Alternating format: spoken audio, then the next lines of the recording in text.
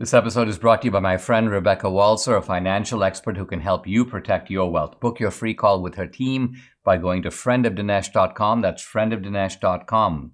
Coming up, I'm going to look at some early prospects for 2024 on both the Republican and Democratic side, all leading up to the conclusion, run, Biden, run. Wealth strategist Rebecca Walser joins me. We're going to talk about opportunities, risks, and Black Swan events in this uncertain economy. And I'll explain why the project of artificial intelligence to create computers that think like human beings is bound to fail. This is the Dinesh D'Souza Show.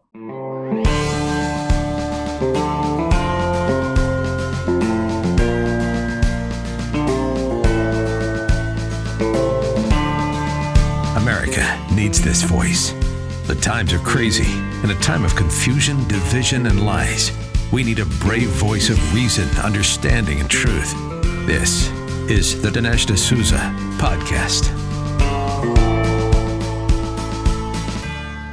It seems very early, almost premature, to talk about the 2024 election.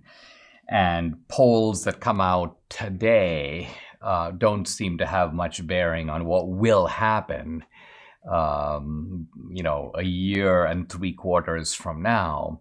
They're more of a reflection of what people are thinking now. But they're still illuminating in that regard. They're kind of more of a gauge of the current state of public opinion than they are of what will happen the next time around. But in any event, I think it's quite interesting to see that there's a recent poll out, Harvard-Harris poll, that shows that both Trump and DeSantis would relatively easily beat Biden if the election were held today.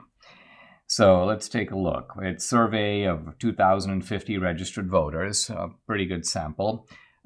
Interestingly, 65% of them said Biden should not run again. And that means that it's obviously not just Republicans. These surveys, in fact, tend to sometimes overrepresent Democrats. But let's assume it's even. That's still a substantial number of Democrats who say that Biden should get out. Now, Trump versus Biden, 46% for Trump, 41% for Biden, 13% undecided. So fairly decent amount of undecided, but Trump leading Biden by 5 points. And then if you switch it over to DeSantis, it's pretty interesting because the margin is actually smaller. DeSantis beats Biden 42 to 39, and that's 81. So that's a larger number of undecideds. And the difference between DeSantis and Biden is only 3 points.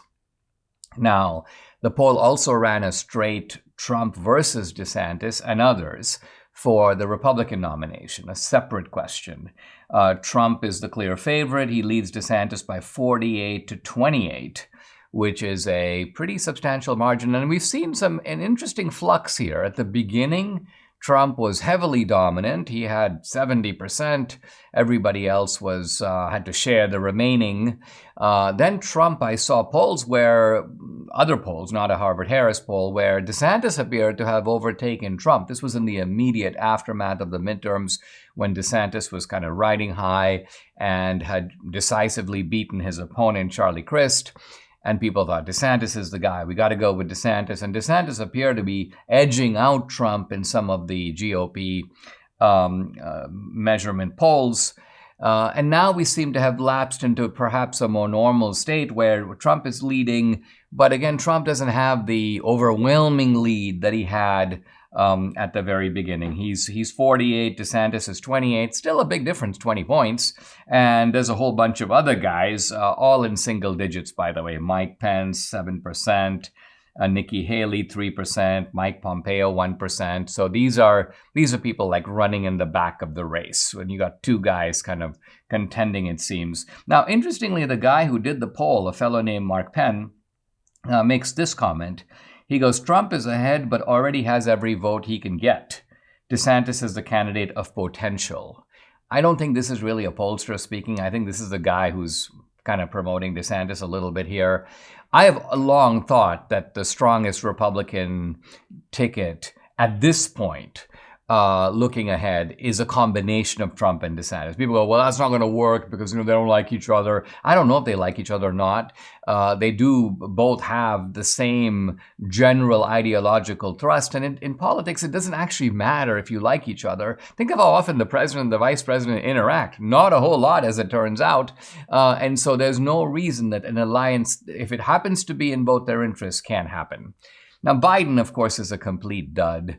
This guy is like barely making it through this term. Debbie's like, I don't even know how he could even conceivably run, let alone what his support is going to be. But I think that for this reason, my slogan is run, Biden, run. I mean, if you're governing with half a mind now, maybe you could govern with a quarter of a mind the next time around, or no mind at all. You can kind of go full Fetterman on the country. But Biden, I think, is proving to be feeble, mean-spirited, callous, bumbling, malevolent, just a kind of toxic combination of bad results, but also bad intentions that we do not need in a president. Mike Lindell is running a sale on his Giza Dream bed sheets. They're as low as $29.99. Now, Mike promises that the first night you sleep in these sheets, you're never going to want to sleep on anything else. The Giza Dream bed sheets are made with the world's best cotton called Giza. It's long staple cotton, which makes the sheets ultra soft and breathable. The sateen weave gives them a luxurious finish, available in multiple colors, styles, and sizes. Machine washable and durable, 10-year warranty, 60-day money-back guarantee. So go ahead, call 800-876-0227. That's 800-876-0227. Or go to mypillow.com. Don't forget to use the promo code DINESH, Dinesh. The bad news for January 6 defendants continues. You might know the case of Richard Barnett. This is a 61-year-old guy. In fact, he's the guy who put his feet up on the desk of Nancy Pelosi's office, and you could sort of see him, grinning as he did that. But this is a guy who went into the Capitol. He didn't hurt a soul. He didn't vandalize any property. And guess what? He is facing up to 20 years. I repeat, 20 years in prison. Now, this is nuts. It's nuts, and it's only explained by the fact that you've got swamp judges and you've got a swamp DC jury that is not giving these guys a fair hearing. They're not giving them a fair trial, and they don't get fair sentences. I mean, even if they are found guilty of doing what they did, obstructing justice, which this guy didn't do, nevertheless, you need to have penalties proportionate to the crime. And in case after case, this is obviously not happening. Now, Joseph McBride, the lawyer who's been on this podcast, who represented Richard Barnett, made a motion to move the trial out of D.C. He said, listen, you got 92% of people in D.C., 92 to 95% of people in D.C. voting for Biden. So in what sense is this guy getting a jury of his peers? It's just political vengeance that is being inflicted on him by people who hate what he believes and what he stands for, and in a sense, quote, wants to teach him a lesson and other people a lesson by destroying his life. Let's remember, by the way, that just recently, we saw riots in Atlanta. Antifa was in full gear, and they burned a police car, they vandalized a whole bunch of stuff, they set all kinds of fires, and at one point it looked like the whole of Atlanta was on fire. They also committed property destruction at the airport.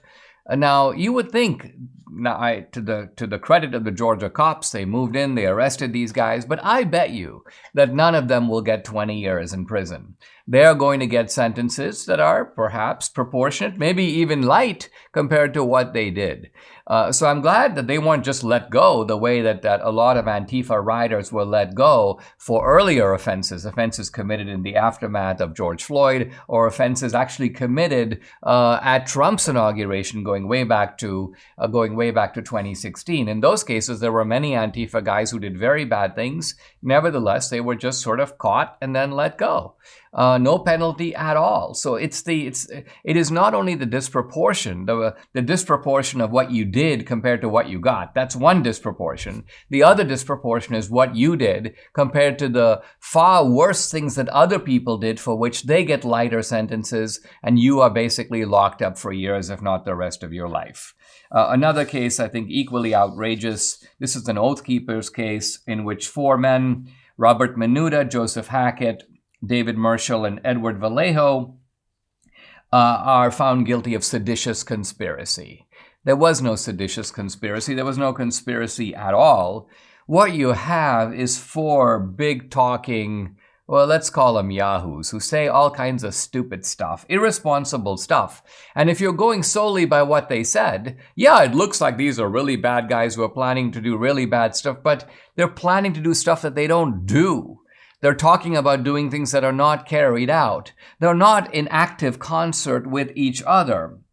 And they are facing essentially the ruination of the rest of their life. So these are people who basically are nothing more. And it flashes my mind to the convictions in the Whitmer kidnapping case. Now, there were a couple of defendants in that case who got off, but there were others who got convicted. Again, not because they were the prime movers of a conspiracy, not because they would probably not have tried to carry out this kidnapping if it wasn't for the involvement of the FBI. But again, what happened in that case was the judge specifically instructed the jury to the effect of, it doesn't matter if the FBI thought of it. It doesn't matter if the FBI drove the plot. It doesn't matter if it wouldn't have happened without the FBI. As long as these guys were willing participants, get them. And I think you get the same psychology here. It doesn't matter if they carried out the conspiracy. It doesn't matter that the counting of the votes went forward was maybe held up for what, an hour, 50 minutes? It doesn't matter that nothing really happened and no harm was done. So the standard metrics of the law, yeah, you did something wrong, but was anybody hurt? Was anybody genuinely harmed? And if not, all right, you impose a penalty, but it's a penalty proportionate to the harm that was done. That's not happening in these cases. And sometimes I ask myself, when I just contemplate January 6th, are we still living in America? Do we still have the America we once knew? My dad didn't believe in the stock market. He was a put your money in the bank kind of guy. But I discovered in the early 1990s that investing in the market makes a lot of sense if you're in it for the long term. Now, the problem is we're in a rocky economy with a lot of craziness at home, a lot of instability abroad. There's always the risk of a Black Swan event, a single event that comes out of nowhere and basically cripples your savings. So how do we take advantage of the upside of the market and protect ourselves against the downside? We need some really good guidance here. Now, my friend Rebecca Walser is a tax attorney and wealth strategist with her MBA from the London School of Economics. She knows a heck of a lot about all this. In fact, I'm going to have her on the podcast today. Well, Rebecca and her team can help protect your wealth during these unprecedented times. So go to friendofdinesh.com and book your complimentary introductory call to see if you qualify. Again, that's friendofdinesh.com. Guys, you've heard me talk about Rebecca Walser on my podcast regularly, and I'm delighted to say that we have Rebecca Walser herself, a wealth strategist, a tax attorney, best-selling author. You frequently see her on national media, Yahoo Finance, Newsmax, Fox Business, and more. She also does a podcast. And I wanted to invite Rebecca to come on and talk about the economy. Rebecca, welcome. Delighted to have you on. I want people to start by getting to know you a little better. So talk about tell a little bit about your story and also how you got into this line of work. That's a great story. Well, I have a little light bulb that's in a statue on my desk that my employees bought for me just because of the story that really turned me on to money. I was 4 years old. I was at a Navy brat in the military. My dad was a enlisted person, and we traveled the world. I was actually born in Japan. I lived all over before my dad really moved us to Florida when I was almost in high school. And so I had the life of a military brat. And both of my parents really came from money and didn't really know what to do on a military salary with 4 kids in a very short time. So we really struggled financially. I remember at 4 years old, the lights being off. And, I thought I broke the lights. I had to go and say to my mom, the bathroom lights are broken. I think I broke them. And they sat me down, Dinesh, and they explained what bills are and what money is. And if you didn't have enough money to pay the bills, the lights could go out. And I think that was such an impactful situation at 4 years of age that I just determined that I was going to figure out this thing called money and bills. And that's what I was going to do with my life. And I did not ever stray from that path. I graduated. I have 4 degrees. I took every exact amount of credit hours. I did not take one wasted credit hour in any of those 4 programs because I was laser focused on finance, economics, mathematics. That's my passion, and I love it. Well, it's funny, Rebecca, your story really resonates with me. And I think it has to do with the fact that although I grew up in a middle-class family, pretty comfortable circumstances, even in India, I came to America with $500 in my pocket. And I knew that if I stayed, that's kind of all I would that's all I would have to start with. And so 4 years of college, and I think that, and Debbie sometimes jokes with me about this, that there's a little part of me that still has that mentality of extreme scarcity, where Yes. I remember, in fact, when on the flight over at an airport, we had stopped to make a connection, I think in Frankfurt, and I saw a McDonald's and I realized I cannot afford to eat at McDonald's. So that feeling that I had, years and years ago, a little part of that is still with me, and it gives one a psychology that sort of never goes away. Well, I think one interesting thing about that is that your background prepared you for the fields of finance. Let's talk a little bit about how you think about the economy, because if you're projecting or advising people and saying the economy is going to be good or the economy is not going to be good, what factors do you take into account? Is it fiscal policy? Is it the Fed and the money supply? Is it events going on around the world? I'd just like people to get a window into your psychology of how you process this kind of information. Yeah. Well, I would have to really break it down at a time period, Dinesh, for people to really understand, because we are now at the ending of a time period. It is absolutely clear to me in black and white. The world doesn't really know it yet. Certainly the media in the United States does not promote this yet, but it is being blasted all around the world, and certainly in Asia. We are at the ending of the fiat system. It is coming to an end very, very quickly because of everything that has happened. So if we take that, and we'll pause on that for just a second, we just take let's say we were just a normal market cycle prior to 2008 or even 2002, the dot-com crash.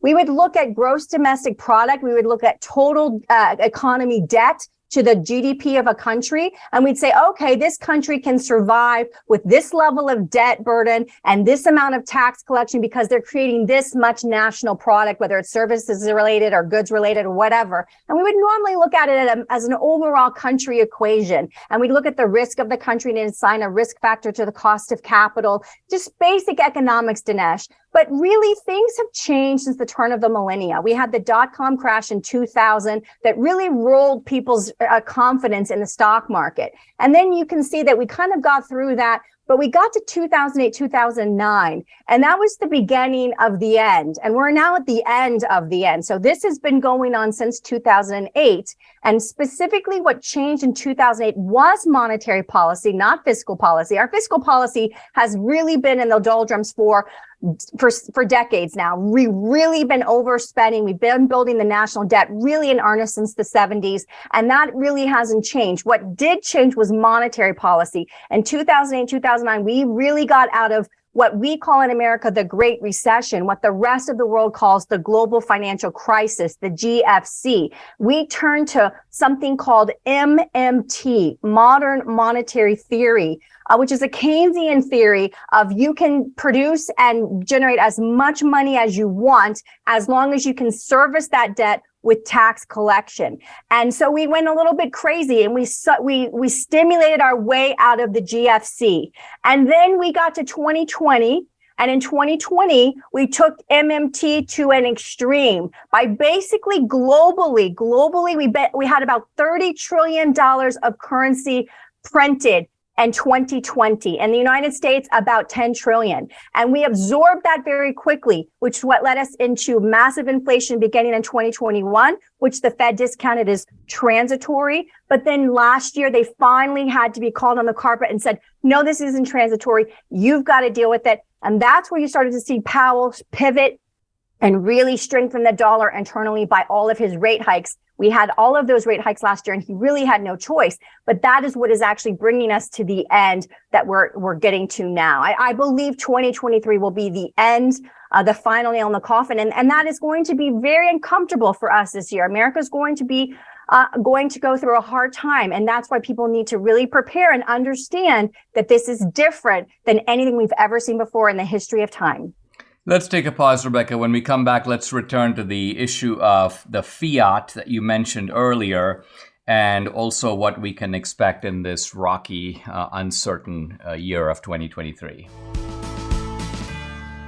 It's always good to make a fresh start. Now, the phrase literally means an opportunity to begin something again. And you know you need a fresh start in your eating habits, right? How many times last year did you say to yourself, I need to start eating better? Well, eating the right amount of fruits and veggies every day is almost impossible. I have a better way, a more convenient way for you to make that fresh start. Well, Balance of Nature. Sourced from 31 whole fruits and vegetables, you get maximum nutrition with their star product, which is this, fruits and veggies in a capsule. Debbie and I take them every day. You should too. Right now, take advantage of the Balance of Nature New Year's offer. Get $25 off plus free fiber and spice with your first preferred order of fruits and veggies when you use discount code America. The offer can end at any time, so go ahead. Call 800-246-8751. That's 800-246-8751, or go to balanceofnature.com. Use discount code America. I'm back with Rebecca Walser, wealth strategist, tax attorney. You've probably seen her on Yahoo Finance or Newsmax or Fox Business. We're talking about the economy. And Rebecca, if I can recapitulate and personalize a little bit for people to get a clear understanding of what you're saying. Are you saying that if you make an analogy, let's say, between an economy, America, the economy of America, and let's say a family or an individual, there's been a lot of irresponsible spending that's gone on for a while. In fact, you dated to the 70s for 50 years, kind of outspending your paycheck, accumulating debt.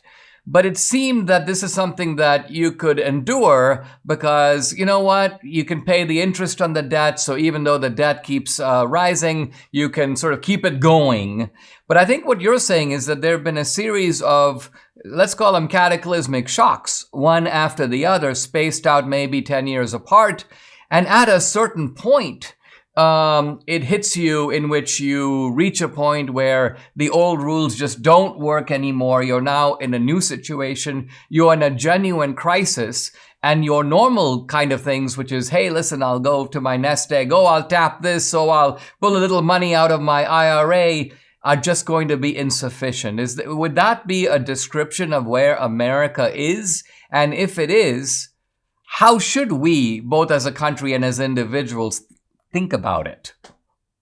Yeah, I think it's a great analogy, Dinesh. And I would also just add that, just imagine that you couldn't go to your 401k or your IRA for a reason. So you decided, let me go to the bank. The bank will let me borrow. I just need a short-term loan for the next 6 months, and then I can pay it back and I'll be okay. And you go to the bank and the bank is gone. There is no bank. And that's really the analogy. That's where we're at, because the reason that we've been able to sustain this overspending, and now certainly in the last 2 years, this massive extreme overspending, is because we have been the sole reserve currency of the world. And we have had something called the petro-dollar, which meant that in order for all the countries of the earth to buy from OPEC producing nations, and even Russia was agreed to it, even though they weren't a part of OPEC, everybody had to buy their crude in U.S. US dollars. So they would have to buy US dollars from us so they could actually execute their oil sales. That ended when Russia invaded Ukraine and the West kicked Russia out of the SWIFT system. So that set off a series of events that are now unstoppable.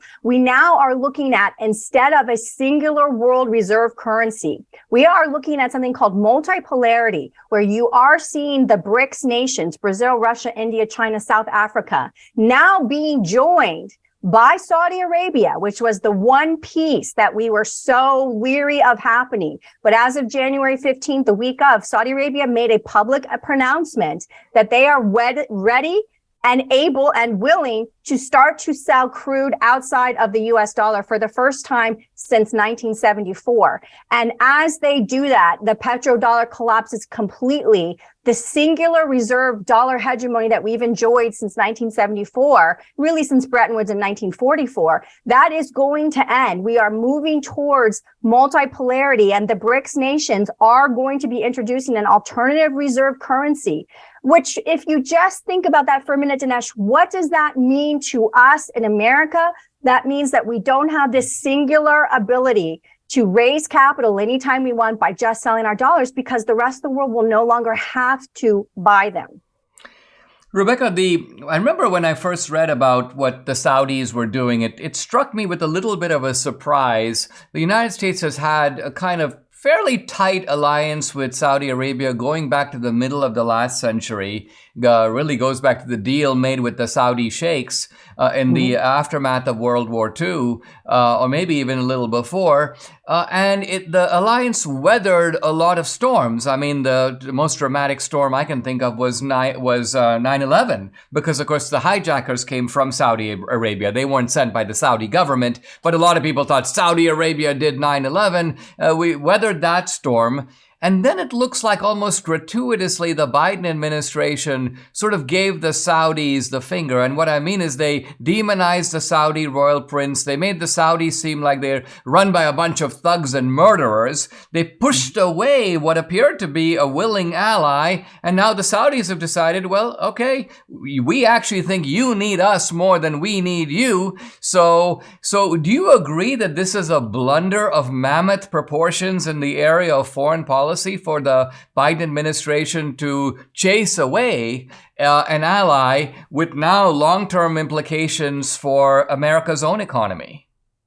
I agree, Dinesh. If we look at the time frame, when Saudi Arabia basically entered into a military security agreement with Russia in April, right after we pulled out of Afghanistan, I think that they really were a little bit panicked how we rushed out of Afghanistan and the way that we did. And obviously their security is tied to the United States. So they decided to take matters into their own hands and look elsewhere. So they basically created that agreement in April of 2022 with Russia. And then they announced last year that China, in fact, in December and November, China was their number one economic partner. So you can see that both the military and the economics are moving towards the BRICS group, away from the West. And this is very important to America because of our monetary policy and the dollar. And this is so oddly timed that all of these things, Dinesh, are happening in such lockstep at the same time that the World Economic Forum has really been pushing the central banks to move to central bank digital currencies. I mean, the central bank digital currencies, the digital dollar on the FedNow platform,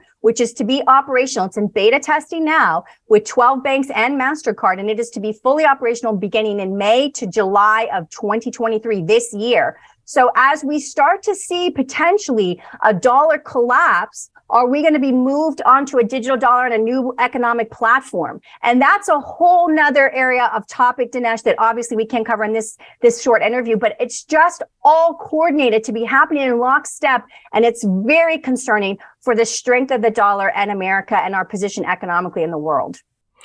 Well, Rebecca, we will pick up on that topic the next time, but this has really been a brilliant and eye-opening analysis. And it's very clear, I think, that this is not just something that we have to be worried about for the country, but we have to be worried about for our own finances. Well, thank you very much, Rebecca Walser. Delighted to have you on the podcast. Thanks, Dinesh. Debbie and I started taking Relief Factor a couple of years ago. The difference we've seen in our joints has been nothing short of amazing. Feeling is believing. The aches and pains are gone thanks to this 100% drug-free solution called Relief Factor. Now, Relief Factor supports your body's fight against inflammation. That's the source of aches and pains. The vast majority of people who try Relief Factor love it. They order more because it works for them. Debbie's a true believer. She can finally do the exercises that for several years she wasn't able to do. It's been a real game changer for her, her aunt, other members of our family, and for many other people. Now, you too can benefit. Try it for yourself. Order the 3-week quick start for the discounted price of only $19.95. Go to relieffactor.com or call 833-690-7246 to find out more. That number again, 833-690-7246, or go to relieffactor.com. Feel the difference. I enjoy watching videos online by leading philosophers. And my motive for watching these is to kind of deepen my understanding of great thinkers of the past and to see aspects of them that I might not be familiar with. So I was watching a video by a Berkeley philosopher named Hubert Dreyfus, a very smart guy. And he has also a gift for making his ideas accessible, which I always enjoy. It makes life easier when you're listening to somebody who's easy to comprehend. And I was watching his video. He's kind of an expert on Heidegger, the philosopher Heidegger, German philosopher from the early part of the 20th century. And Heidegger was a very controversial figure. He became for a while infatuated with fascism and Nazism, a supporter of Hitler. And there are some people who refuse to read him for that reason. But of course, Heidegger's philosophy is much broader than that. It's not really a Nazi philosophy per se. And there's a lot that we can learn from it. So I was listening to Hubert Dreyfus expound Heidegger. And essentially what Dreyfus was saying is that the importance of Heidegger is that he challenges a tradition of Western philosophy that goes back to Descartes. This is René Descartes, the French philosopher of about 1650, the middle of the 17th century, but in some ways goes all the way back to Plato. Now let's think for a moment about Descartes, because what Descartes did was, in a kind of crisis of confidence, a crisis of how do we know anything? How do we know for sure? Descartes goes and locks himself in a dark room, closes all the windows and doors, and he starts wondering about what is it that he definitively, indisputably knows. And the result of this is Descartes' famous cogito. The cogito is, I think, therefore I am. And so Descartes basically realizes that he's thinking. Now, he might be mistaken in what he's thinking about, but, says Descartes, I can't be wrong in the fact that I am thinking. A thought is occurring, and it's occurring to me, and therefore we've got me, the subject, and since I'm thinking about things, the about things is the universe out there. It's all the things I think about, and those are the objects of my thoughts. Now, Descartes knows he's a long way from establishing the reality of an independent world, independent of his senses. But nevertheless, starting with Descartes, you get this clear idea that the world is divided into thinking subjects, that's us, and objects, which is the world out there, including, by the way, the world that includes other people. And it's this tradition that Heidegger challenges, and he challenges it by saying, in effect, that we don't come or experience the world that way as subjects and objects. We are beings in the world. This is Heidegger's phrase. We come with the world already being part of us, and we are part of the world. And Heidegger demonstrates this through a bunch of really interesting and very simple examples. He goes, think about a guy walking into a room. He doesn't think about, I need to turn the doorknob before I enter the room. No, says Heidegger, even as you're approaching the door, your hand begins to form the shape of the doorknob. You just automatically or unselfconsciously do it, and you're in the room. And the moment you're in the room, you take stock of what's in there. You're not, quote, thinking about it. You just know there's a chair. I'm heading to the normal chair I sit in when I listen to a lecture. Or think about driving a car. Now, true, when you first learn to drive a car, you're thinking about it. What do I do? I need to go first gear, now into second gear, and so on if you're driving a stick shift. But of course, once you learn to drive, it comes you may say, naturally. You're a being in the world, and the world and you are operating almost like, well, two sides of a scissors, or operating in harmony. This is what Heidegger wants to stress. And he goes, you're not even really thinking about it. You only think about it when something goes wrong. You make a wrong turn, or the car starts to lurch, and then you have to think about it. But otherwise, in the normal course of things, you can say, particularly for someone who is used to doing something or skilled at doing something, think of a craftsman with a hammer. He's not thinking about a hammer. This is an object. This is made out of wood and steel. I've got to take aim in this way. No, basically the hammer is like an extension of his hand. In fact, he could be carrying on a conversation even while he's hammering nails if he's a skilled craftsman, in the same way that you or I could have a conversation about the podcast or philosophy in the car while we're driving. Now, while I'm listening to this, and I'm sort of expecting the conversation, the discussion by Hoover Dreyfus to continue in this way, it actually takes a surprising turn. It takes a turn into a subject I did not expect to come into the conversation, namely artificial intelligence, AI. And a few days ago on the podcast, I talked about how we can use AI, artificial intelligence today, in very interesting ways to create new memes, to, in some cases, compose music that is not entirely bad music, to write op-eds by David French, because what they do is the AI sort of takes the familiar vocabulary, the kind of mode of argument that French makes, and mimics it, creating, if you will, a David French-like op-ed, which is perhaps in some ways more coherent than David French. But the question I want to explore in the next segment, and this is where Hoover Dreyfus goes, is can artificial intelligence make a computer, in effect, that thinks like a human being? Guys, I hope you enjoy the podcast, and the podcast, of course, is free. But the podcast also comes with a little bit of a restriction. We post the podcast on YouTube, on Facebook, and of course, we're dealing with the censorship regimes in those places. So what if you want more Dinesh? What if you want uncensored Dinesh, unchained Dinesh? And what if you want some more direct interaction with Dinesh, in which you can ask me questions and I reply? Well, the answer is you need to join my local channel. This is a subscriber-only channel. It's a channel where you can either join month to month or you can become an annual subscriber. By the way, you get exclusive content either way, but if you join as an annual subscriber, you also get a whole bunch of, exclusive posts, but you also get free films. And I've got a bunch of films already up there in my channel, including, by the way, 2,000 Mules, more going up in 2023, my films as well as other great films by others. It's $50 a year to become an annual subscriber. That's less than $5 a month. Plus you get other exclusive content, including my weekly live Q&A. Sign up at dinesh.locals.com. I'd love to have you along for this great ride. We all know that artificial intelligence is used today in all kinds of things. It can compose music. It can write medium-level op-eds, but it has all kinds of commercial applications. It's used, for example, in business processing. Obviously, it's capable of astonishing feats of calculation. Now, none of this is particularly new, or by new, I mean it's not new in principle.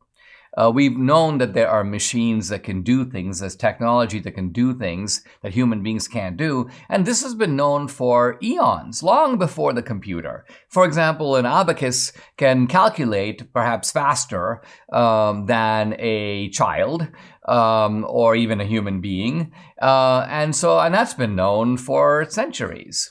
A forklift has strength that human beings don't have. It can lift all kinds of stuff that human beings couldn't dream of lifting, or even a normal calculator can do transactions far more complicated, can multiply giant numbers in seconds, something that, except for a few human savants, a normal person, even an intelligent person, can't do. But the question is, and this has always been the dream of AI, going back now 50 years or about 50 years, can AI function intelligently like a human being? Can artificial intelligence think? Now, when Deep Blue, the computer, was able to beat Garry Kasparov, the world chess champion, several years ago, and today, by the way, the best computers can beat any human player. Many people thought, oh, well, that's proof computers can think. But it's not really proof of that, because there's a finite number of squares on a board. And even though there's a large number of potential moves, that number is finite. So computers that can do millions or tens of millions or billions of calculations can obviously, through sheer brute calculating force, outplay a human being at chess. Even though there are elements of strategy and creativity involved in chess, those are not good enough to overcome, you may say, brute complex calculation. But in AI labs around the country, the most famous of which the MIT lab, they were always trying to create computers that can function normally, a kind of artificial intelligence system that can operate, for example, like somebody attending a birthday party, in which you could say to the computer, in effect, what's going on here? It's a birthday party. What's going to be served next? Cake. Why are there balloons? Because it's a birthday. So in other words, the computer, quote, understands what that event is about and what's going on in that room. Now, Hubert Dreyfus, the Berkeley philosopher I've been talking about, has a brother who is an applied mathematician at the Rand Corporation. And Rand, which is a government-funded entity, was building this artificial intelligence program. But Hubert Dreyfus's brother went to the head of the Rand Corporation and said, my brother, Hubert Dreyfus, doesn't think this is going to work. And he doesn't think this is going to work for, let's call it, Heideggerian reasons. In other words, the point that Heidegger makes is that we're not thinking beings that are subjects that look at objects and go, oh, there's an object. It has this kind of weight, color, mass. I'm now going to make a representation of that object in my mind. And this is really the model for artificial intelligence. Artificial intelligence thinks that it can function like a human mind. Why? Because it thinks that this is what the human mind does. The human mind sort of abstracts itself or pulls itself away from the world, takes a picture of the world out there, names the different objects that are, let's say, in the room, and decides that if that's a balloon and that's a kid with a hat on and a little badge, that's the birthday boy, and everybody else is there to celebrate the birthday party. So you put all these inputs into the computer, and the computer, quote, knows what's going on. But Hubert Dreyfus's point is no computer can ever really do that. And the Rand Corporation was sort of astonished when they heard this. They commissioned this fellow, Hubert Dreyfus, to write a paper that was so devastating that when it was published, Rand decided, we're not going to put our name on it. We're not even going to distribute it. Why? Because they were afraid, Hubert Dreyfus says, that they would lose their government contracts to continue with this research. In other words, what's the point of continuing the research if the funders of the research discover this project is doomed to fail? And kind of the same thing happened at MIT, where they had a big AI lab and they were trying to build computers that work, that think.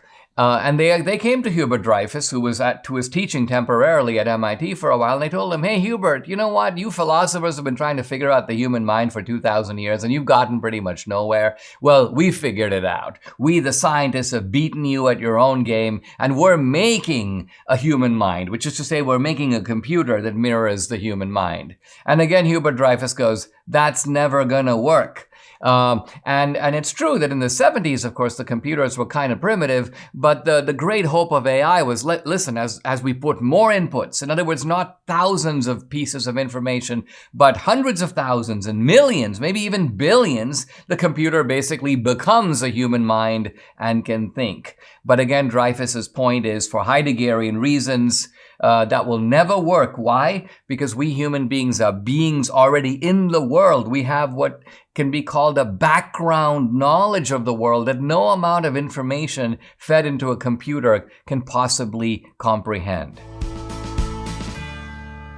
I'm talking about Hubert Dreyfus and artificial intelligence. And the point I want to make is, as I was listening to Hubert Dreyfus talk about Heidegger, I had no idea that the conversation would pivot into this field of artificial intelligence and what is it that computers can and cannot do. Can they build a computer that thinks like a human being. And Dreyfus said no, and his reason for saying no had to do with the philosophy of Heidegger, and Heidegger's idea that we are wrong to think of human beings as subjects in a world that the human beings have to contemplate, you may say, separately or from a distance or objectively. Heidegger's point is that human beings are in the world. We come into the world and we're already there. And even from a time that like an infant opens its eyes, it has a sort of basic comprehension of where it is. The world is not an utterly strange place. And particularly in areas of life where we have what can be called familiarity, we have an underlying background knowledge of what's going on, and it's not specified simply by what you observe. Think, for example, if you walk into a lecture hall. You walk into a lecture hall and you see this object that is right up front on the top of a table, and you happen to know it's called a lectern. Now, if you weren't a student and you weren't familiar with college, you would be like, what is that? Or imagine someone from, the Amazon rainforest or Papua New Guinea who walks into that room. They'd have no idea what the lectern is. But a student who is in a classroom has a background understanding that a lectern is something that a teacher will put a document on and read from. So a lectern has that kind of a function. It's now you can obviously, just looking at a lectern, think of it as having all kinds of other functions. It could be seen as, for example, a weapon or something else like that. But the meaning of the lectern goes far beyond just the physical properties of it or just naming what it is. Heidegger's point is all texts that we have about the world, text here referring not to written text, but any observation, exists in a context. And human beings have this ability, as beings who are at home in the world, we have this background knowledge of things that even if you feed all kinds of bits, a near infinity of bits into a computer, the computer isn't going to know. So let's say, for example, you feed all this information to a computer about a birthday party.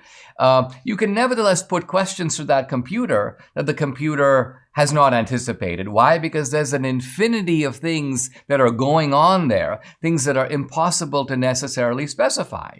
For example, the computer might, quote, know that in birthdays you bring a present. But what if you bring a present and the kid already has that present? And the kid goes, I got that.